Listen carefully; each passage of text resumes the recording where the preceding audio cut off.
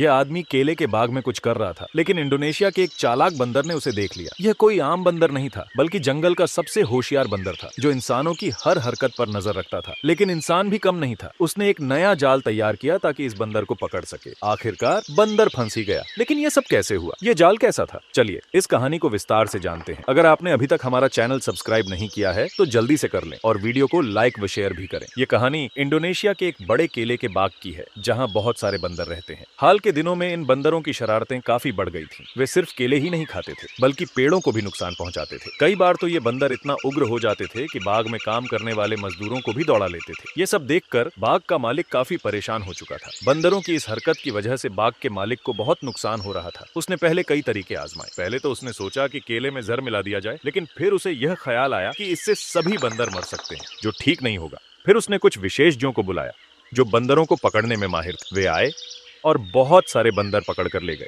लेकिन जैसे ही वे चले गए, कुछ ही दिनों में बंदर फिर लौट आए और इस बार और ज्यादा नुकसान करने लगे। अब बाग का मालिक पूरी तरह परेशान हो गया। वह समझ गया कि उसे खुद ही कोई उपाय खोजना होगा। उसने एक अनोखा जाल बनाया जिसमें एक बहुत ही संवेदनशील ट्रिगर था। उसने इस जाल के अंदर एक बड़ा और ताजा केला रखा ताकि बंदरों को लुभाया जा सके। यह जाल देखने में एक साधारण लकड़ी का बैरल था, लेकिन इसके अंदर एक खास तंत्र छुपा था।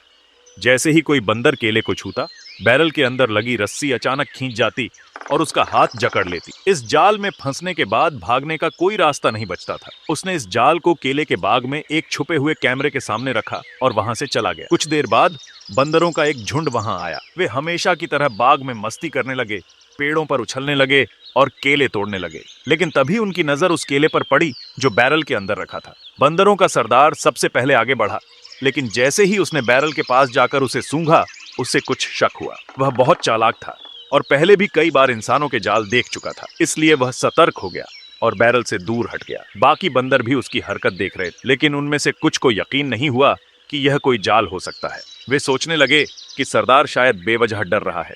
थोड़ी देर बाद एक निडर और जिज्ञासु बंदर धीरे धीरे बैरल के पास गया। उसने चारों ओर देखा और फिर झट से हाथ डालकर केला पकड़ लिया। लेकिन जैसे ही उसने केले को खींचने की कोशिश की, अचानक रस्सी खींच गई और उसका हाथ जाल में फंस गया। बंदर घबरा गया। उसने खुद को छुड़ाने की पूरी कोशिश की, लेकिन जितना ज्यादा वह हाथ छुड़ाने की कोशिश करता, उतनी ही रस्सी और ज्यादा कस जाती। उसकी आंखों में डर साफ झलक रहा था। बाकी बंदर दूर खड़े होकर यह सब देख रहे थे। वे उसकी मदद करना चाहते थे, लेकिन उन्हें भी डर था कि कहीं वे खुद भी न फंस जाएं। कुछ देर बाद बाग का मालिक वापस आया। उसने जैसे ही देखा कि बंदर जाल में फंसा हुआ है, वह जोर जोर से हंसने लगा।